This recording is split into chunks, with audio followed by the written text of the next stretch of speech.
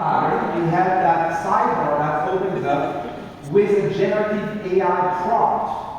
And I'm going to say here, create an overview of Artscape,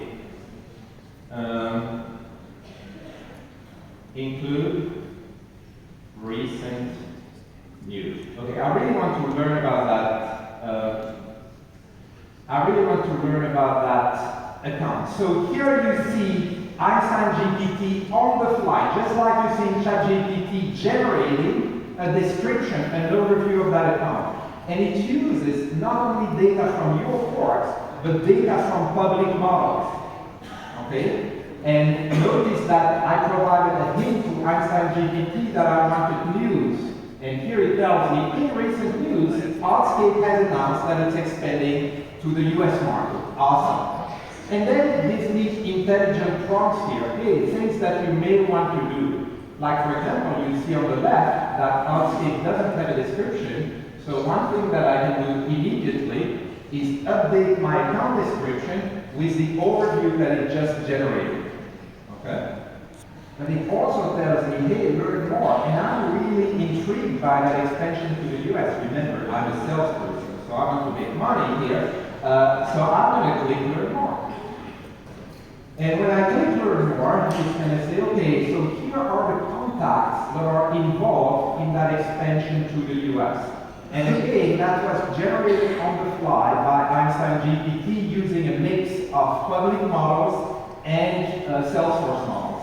Notice how smart it is. It recognizes here that Maya is actually already a contact in Salesforce, whereas Maria is not a contact yet, but I could create one. But I see that Maya is really responsible for that expansion, and Einstein GPT offers me the possibility to generate an email to reach out to Maya right away. Again, another great example of generative AI. Should we do that? Okay, let's do it. So we say, okay, please generate an email for me, compose that email. So Einstein GPT is going to generate that email on the fly. And I read it, and it's pretty smart because it picked up on really details coming from different places, you know, the budget, the numbers that we could make. So this is really a smartly generated email. And I like it a lot, except, you know, dear Miss Williams, that's not really me. So I'm going to ask Einstein GPT to make it less formal.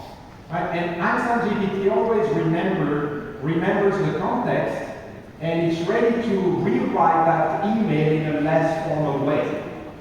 The last thing that I'm going to ask Einstein GPT to do is to create a Slack channel and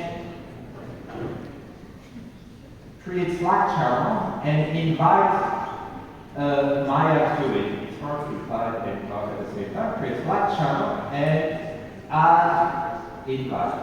Okay, so we're going to do this. It's going to say, okay, I will do that. It's creating the Slack channel and adds an invite with a link here for Maya. At this point, I'm really happy with what Einstein GPT generated. I can still edit it because in that generative AI, it's really important to always have a human in the loop. So I'm going to click edit here. And you see that I moved it to the email composer. At that point, I'm still able to manually fine-tune it, but I'm pretty happy with what it is. And so I sent it, and we are done. So this is really a great example of generative AI in action. Generate an overview, generate emails.